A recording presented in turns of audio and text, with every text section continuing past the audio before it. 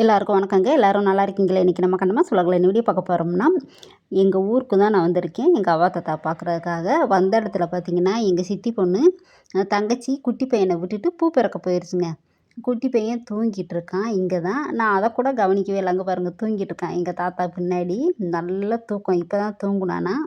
நான் பார்த்தீங்கன்னா, அவ்வா தாத்தாவுக்கு சாப்பாடு, டிஃபனு, அப்புறம் சித்தரவனுக்கு சாமி விட்ட பழம் இதெல்லாம் இருந்துச்சுங்க. கொண்டு வந்து தாத்தாவுக்கு கொடுத்தேன். அதைத்தான் சாப்பிட்டுட்டு வேண்டான்ட்டாரு. அவ்வா சாப்பிட்டுக்கிட்டு இருக்காங்க. நம்ம வீட்டு முன்னாடி தான் குலசாமி இருக்குது. கோயிலில் பார்த்தீங்கன்னா, சித்தப்பாவோட பேரனுக்கு மொட்டை எடுத்துக்கிட்டு இருந்தாங்க. அப்போ நான் வர்றதை பார்த்துட்டு, வாப்பா அப்படின்னு கூப்பிட்டாங்க. கோயிலுக்கு வாப்பா வந்து பிரசாதம் வாங்கிட்டு போ அப்படின்னாங்க. நான் அந்த பையன் வச்சுட்டு வரேன்ப்பா அப்படின்னு வந்து வச்சுட்டு, சாமியை கும்பிட்டு பிரசாதம் வாங்கிட்டு வந்தேங்க. அதை தான் வச்சுருக்கேன். எங்கள் அவ்வாவுக்கு அதுக்கு முன்னாடியே பார்த்தீங்கன்னா வந்து கொடுத்துட்டாங்க பொங்கல். கொஞ்சம் சாப்பிட்டு வச்சுருக்காங்க. அப்புறம் இன்னொரு தங்கச்சி பாப்பா வந்து பார்த்திங்கன்னா பிரசாதம் வாங்கி வச்சுட்டு பால்வாடிக்கு போயிடுச்சாங்க. குட்டி பையன் தூங்கிட்டு இருக்கான். பாருங்கள் பிரசாதம் நம்மளும் சாப்பிட்லாம். இனிப்பாக நல்லா இருந்துச்சு பொங்கல். ஊர்லேருந்து வந்ததுக்கு அதுக்கும் சூடாக இது மாதிரி ஐட்டம்னா இந்த கிழங்கு இந்த மாதிரி ஸ்நாக்ஸ் ஐட்டம்னா அவராக சாப்பிடுவார். சாப்பாடு தான் அவர் சாப்பிட மாட்டார். ஊட்டி விடணும் ஒரு ஆள்.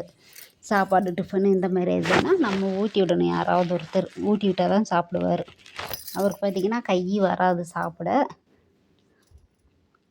தோசை சாப்பாடு குழம்பு இதெல்லாம் கொண்டு வந்தேங்க. எங்கள் அப்பா பூரி சுட்டு வர வேண்டியதானே அப்படின்னு கேட்டாங்க. போன தடவை கொண்டு வந்தே வாந்தி எடுத்துக்கிட்டு இருந்தீங்களவா, அதனால தான் கொண்டு வரல அப்படின்னு சொன்னேன். பூரி தான் எனக்கு ஆசையாக இருக்குது அப்படின்னாங்க. சரி அடுத்த தடவை கொண்டு வர, இல்லைன்னா பஸ்ஸில் செஞ்சு கொடுத்து விட்றேன் அப்படின்னு சொன்னேன். சரின்னு சொன்னாங்க. எங்கள் தாத்தா கொஞ்சம் சாப்பிட்டு வேணான்ட்டாரு. தண்ணி வாங்கி குடிச்சிக்கிட்டு இருக்காருங்க. இன்னும் அடுத்தடுத்து வேலைகளை பார்க்கணும் வீட்டில். 12 மணி ஆயிடுச்சு. அதுவும் பால் கொடுக்குற பிள்ளையை விட்டுட்டு போய் பூ பறிக்கிட்டு இப்போ வருதுங்க. அதுவும் காலையிலேருந்து சாப்பிடாம இருந்தால் உடம்பு எதுக்காகும்? பால் கொடுக்குற பிள்ளைகளையும் இந்த மாதிரி நேரத்துக்கு சாப்பிடாம இருந்தால் பால் இல்லாமல் போயிடும் பிள்ளைகளுக்கு. அது தெரிய மாட்டேங்குது. கிராமத்தில் இந்த மாதிரி தாங்க பிள்ளைய பார்த்திங்கன்னா, பச்சை பிள்ளைய 3 மாத பிள்ளை 6 மாத பிள்ளைய கூட விட்டுட்டு பூ பிறக்க போயிடுவாங்க. 100 நாள் வேலைக்கு, இல்லைன்னா தூக்கிட்டே போவாங்க. இந்த பூ பிறக்கெல்லாம் போகும்போது வீட்டில் சின்ன பிள்ளைங்க இருப்பாங்க பார்த்தீங்களா, சின்ன பிள்ளைய விட்டுட்டு இந்த மாதிரி வயசானவங்க வீட்டில் இருந்தாங்கன்னா விட்டுட்டு போயிடுறதுங்க. போயிட்டு பூ பிறக்கிட்டு வர்றது. அவங்களால முடிஞ்ச வரைக்கும் பார்க்குறது பிள்ளைய. இல்லைன்னா பசியோடு இன்றைக்கெல்லாம் பாருங்கள், அந்த பால் பாட்டில் 1 பாட்டில் தண்ணி குடிச்சிட்டு பேசாமல் தூங்கிட்டானா. எப்படின்னு பாருங்கள். இந்த மாதிரி தான் கிராமத்தில் பிள்ளை வளர்க்குறதெல்லாம் இப்படி தான் வளர்ப்பாங்க. டவுனில் பார்த்து பிள்ளைகளை வளர்த்துக்கிட்டு இருக்காங்க. ஒவ்வொன்றும் அதை கொடுக்கக்கூடாது இதை கொடுக்கக்கூடாது. இந்த பாட்டில் தண்ணி 1 பாட்டில் ஃபுல்லாக குடிச்சிட்டு தூங்கிட்டானா பாவம் பிள்ளை. இப்போ தங்கச்சி வந்து சாப்பிட சொன்னேன். கொண்டு வந்து டிஃபனு தோசை கொண்டு வந்தேன் இல்லையா, சரி சாப்பிடுப்பா அப்படின்னவும் இப்போ தான் பஜ்ஜி வாங்கி கொடுத்தாங்களாம். பூ பிறக்கிற இடத்துல பஜ்ஜி சாப்பிட்டது எப்படியோ இருக்குங்கக்கா அப்படின்ட்டு காலையிலேருந்து சாப்பிடாம அந்த 2 பஜ்ஜியை சாப்பிட்டு வேணான்னுச்சு. சாப்பிடு அப்படின்னு சொல்லி சத்தம் போடவும் அப்படியே 2 தோசையை வச்சு சாப்பிட்டுங்க. வீட்டில் இருக்கிற வயசானவங்களும் பார்த்திங்கன்னா வீட்டிலையே இருக்க மாட்டாங்க. பூ பிறக்க போயிடுவாங்க. 100 நாள் வேலைக்கு போவாங்க. அவங்களால முடிஞ்ச வேலைகள் செஞ்சுக்கிட்டு தான் இருப்பாங்க. தோட்டத்து வேலைக்கெல்லாம் கூட போவாங்க. அவங்களால முடியாமல் இருந்தால் தான் வீட்டில் இருக்கிறது. மற்றபடி எல்லா வேலைக்குமே போவாங்க. எங்கள் அவ்வாலாம் பார்த்திங்கன்னா நல்லா இருந்தால் பூ பிறக்க போயிடுவாங்க. இப்போ நான் முடியாமல் இருக்க போய் தான் பூ பிறக்க போகலை.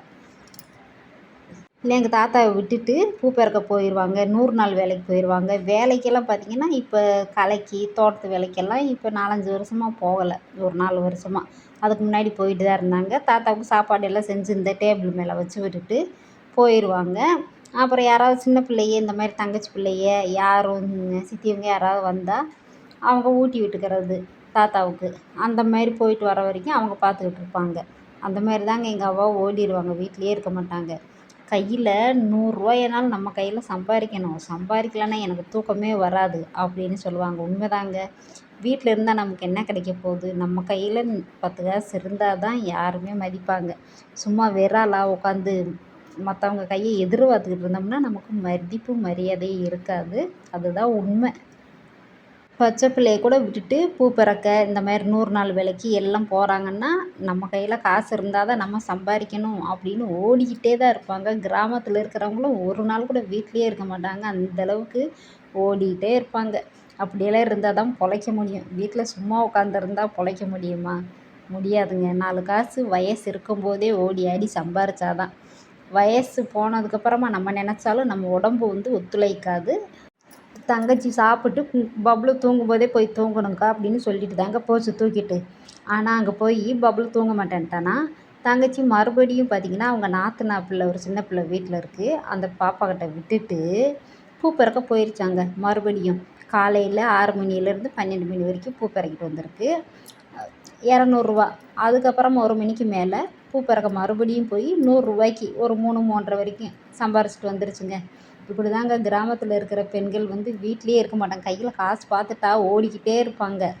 நானும் கிராமத்தில் இருந்திருந்தா என்னோடய லைஃப் ஸ்டைல் இந்த மாதிரி தான் இருந்திருக்கும். பூ பறிக்க, தோட்டத்துக்கு போக, வேலைக்கு போக, வீட்டு வேலையை பார்க்க, அப்படியே தாங்க இருந்திருக்கும் என்னோடய வாழ்க்கையும்.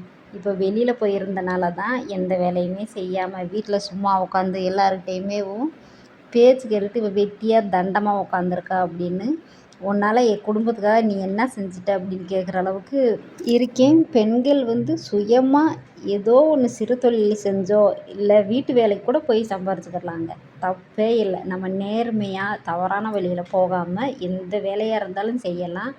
யார் கையும் எதிர்பார்க்காம நம்ம சொந்த முயற்சியில் நம்ம வாழ்கிறதா நமக்கு மதிப்பு மரியாதையும் கிடைக்கும். அது என்னோடய அனுபவத்தில் சொல்கிறேன். நம்ம எல்லாரையும் பார்த்து பார்த்து ஒவ்வொரு விஷயமும் செஞ்சால் கூட நீ என்னடி செஞ்ச அப்படின்னு ஈஸியாக தான் பேசுவாங்க. அந்த இடத்துல நமக்கு சுயமரியாதையை இழந்துட்டு தான் இருக்கணுங்க. ஏன்னா நம்ம வீட்டில் சும்மா உட்காந்துருக்கோம், அதுதான் உண்மை. இதே இது வேலைக்கு போய் சம்பாதிக்கிறவங்க என்ன செஞ்சாலும் அதை ஏற்றுக்கிடுவாங்க. வீட்டில் சும்மா உட்காந்துருந்தா அவங்களுக்கு அடிமையாக தான் நம்ம இருக்கணும், அதுதான் நிதர்சனமான உண்மை. நம்ம வீட்டில் இருக்கிற பெண்களுக்கு உடம்பு முடியலை செய்யலைன்னு ஏதாவது சொன்னோம்னா, உனக்கெல்லாம் என்னத்துக்கு வலிக்குது, நீ எல்லாம் வீட்டில் சும்மா தண்டமாக உட்காந்துருக்க, உனக்கெல்லாம் உடம்பு முடியாமல் போகுதா அப்படின்னு கேட்பாங்க. நமக்குன்னு ஒரு மனசு இருக்குதுன்னு நினைக்கவே மாட்டாங்க, புரிஞ்சுக்கவே மாட்டாங்க எதையுமேவும். அதுதாங்க உண்மை. பப்ளுவை தூக்கிட்டு தங்கச்சி கிளம்பிருச்சுங்க. இந்த வீடியோ பிடிச்சா லைக்கு, ஷேர், கமெண்ட் பண்ணுங்கள். தொடர்ந்து நம்ம சேனலை சப்போர்ட் பண்ணிகிட்டே இருக்கிற நம்ம சொந்தங்கள் எல்லாருக்குமே ரொம்ப நன்றிங்க. நான் சொல்கிறதெல்லாம் உண்மையா இல்லையான்னு நீங்கள் கமெண்ட் பாக்ஸில் கமெண்ட் பண்ணுங்கள். பாய், நன்றி, வணக்கம். எங்கள் அவ்வா பொங்கல் சாப்பிட்றாங்க, வாங்க நீங்களும் பொங்கல் சாப்பிட்லாம்.